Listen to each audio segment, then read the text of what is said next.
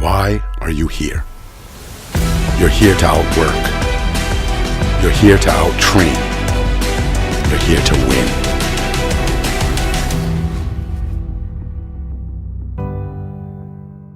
Here with Minnesota coach Brandon Eggum after a pretty decisive win, 32-12 over Ryder.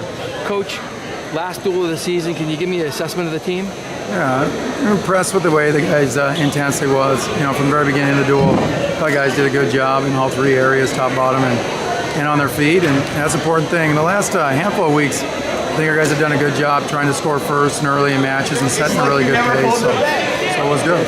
Second time to the state of New Jersey. I know the first one is a Big Ten scheduling. Did you schedule this for getting the kids used to travel, recruiting? What's the idea of coming back to Jersey twice? Yeah, it was just, I guess, the way it worked out. You know, Coach Becker does our scheduling, and we talked with Ryder and thought it'd be a good opportunity to wrestle a non-conference school. We had to keep sliding. Had the weekends off, so it was worked out well like that. But it was just kind of the way it turned out. It was a quick turnaround, no doubt. You know, being out here and then turning back around, coming right back here. But overall, it was a good week. I thought our guys wrestled well, so it was good. Can you comment? You had a couple starters out of the lineup. Are they going to be out of the postseason, or is it just for now? You know, hard to know in a couple of the weights, but as far as 41, Tommy Thorne will be back in. You know, a returning All-American. We thought about bringing him out here, but we just thought it was best for him and for the season that make sure he's 100% going into the Big Tens, and so that was the reason there. 149, Steve Blythe should be back in. We actually brought him with us last week to Rutgers.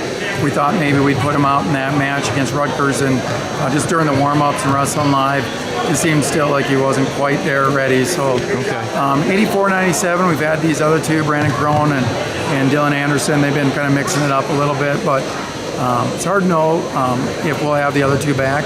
There's a really good chance those guys could be our guys at the Big Ten tournament. Okay. Going forward, Big Ten tournament coming up, you have a couple weeks off here leading up to that. How do you treat that as a training cycle between now and then?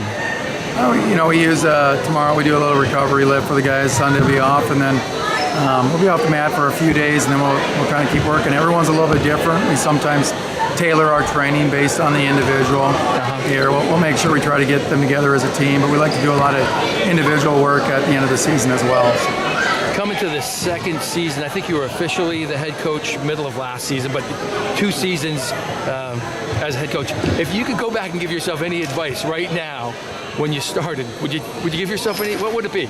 Yeah, I mean, I think the big thing is the hard things you get caught up in the season. You know, the Big Ten grind and stuff can be really challenging. And like this year, it's been no different. I think last year, you know, I felt a lot of pressure and stuff. I mean, the pressure always is there to win, but just with all the changes and everything going on. And so the big thing is, you know, just reminding yourself that as long as the guys are healthy and excited and doing those things, good things will happen in the year. And the way our guys competed at Nationals was phenomenal. At the Big Tens and Nationals, I thought we were making some really good gains. And so no different. You know, I know we've got to wrestle with some very tough teams. And, you know, on the scoreboard, sometimes that can look rough. Yeah. But no different than here. You know, sometimes you win the close ones, it makes all the difference. And so the most important thing is you want to be healthy, you want to be excited. There's some guys that are counting the days down. You don't want to be one of the teams doing that. And I don't think we are. And even some of the matches that were tough, I thought our guys battled really well. And so they're getting better every week. That's the most important thing. And we hope to get a couple of these guys back. We have never been at full strength this entire season. Right, I noticed. So that's tough. But at the same time, that's the nature of the beast, probably. Now, I'm on the East Coast. I don't get to cover you guys that closely, but if I was in your room for a week, what kind of coach would I describe you as at the end of the week? I mean, obviously, I want to do the things right in the room, but I think I'm relaxed. I like to joke around with the guys and spend time with them. It's time to go to work, no question about it. But you know, we got some guys in our room that are very, very intense. But I'm not a guy that has to yell a lot. I don't feel like you need to get through these guys. The guys that come to our program are guys that want to win.